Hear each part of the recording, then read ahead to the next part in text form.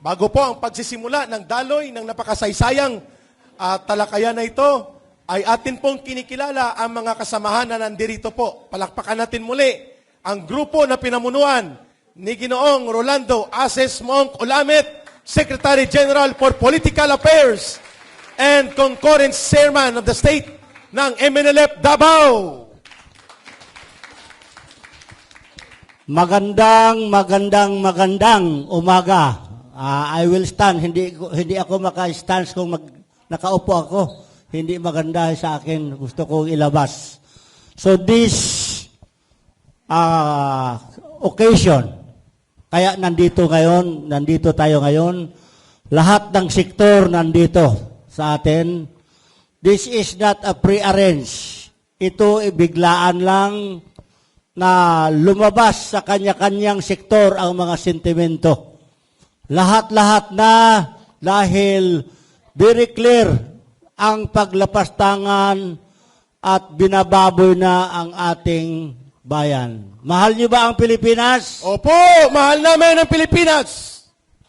Handa na ba tayong mamatay para sa bayan natin? Yes!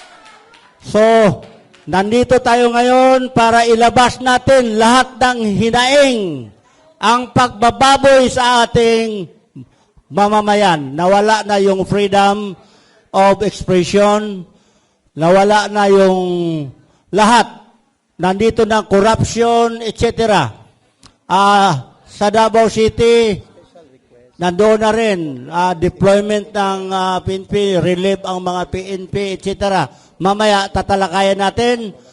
Magandang umaga. Assalamualaikum warahmatullahi wabarakatuh. Ayun.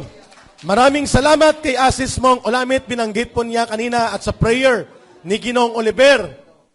Tatlo po ang layunin kung bakit nandito tayo ngayon. Number 1, ipanawagan ang pananagutan at ang pagiging hayag sa pamumuno ng presidente ng bansa bilang pinuno ng pamahalaan. Klaro. Number 2, na layunin kung bakit nandito tayo, ihayag ang saloobin ng mamamayan na hindi bangayan sa politika ang dapat unahin, kundi ang paglutas sa problema ng kahirapan, kabuhayan, trabaho, at mga kabutihan ng ordinaryong milyong-milyong mamamayang Pilipino. Bigas, pagkain, serbisyo medikal, pag-aaral, bahay, trabaho, at pati na po ang agrikultura. Lahat ng ito ay dapat unahin ng Pangulo ng Bansa. At hindi makikita ang solusyon dyan sa pagliwaliw sa Germany, sa Czechoslovakia o sa ang bahagi ng daigdig. Ang solusyon ay ang pagbaba sa hanay ng totoong mamamayang Pilipino. Manggagawa, magbubukid, magsasaka, mga maralitang lungsod at ordinaryong mamamayan at hindi ayuda ang pangunahing solusyon dyan. Kaya nandito tayo. Ang solusyon, mabuti at matinong pamamahala. Hindi ang bangayang politika at ang maruming laro ng paggurgor sa mga leader sa politika na hindi nila kursonada at nagko-question sa kanilang patakaran.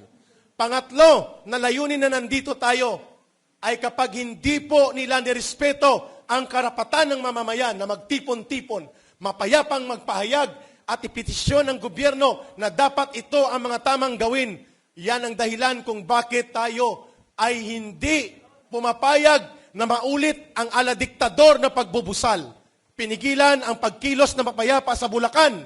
Pinigilan at halos nilagyan ng bulldozer at traktora ang Plaza Freedom Park sa Dumaguete at inulit-ulit ang paglalagay ng mga dump truck for sale and for viewing daw at mahigit 3,000 pulis sa gitna ng Freedom Park sa Tacloban. Hindi pa nakontento ay kanilang ipinalangin na maglandfall ang bagyo para lang hindi matuloy ang pagtitipon sa Tacloban.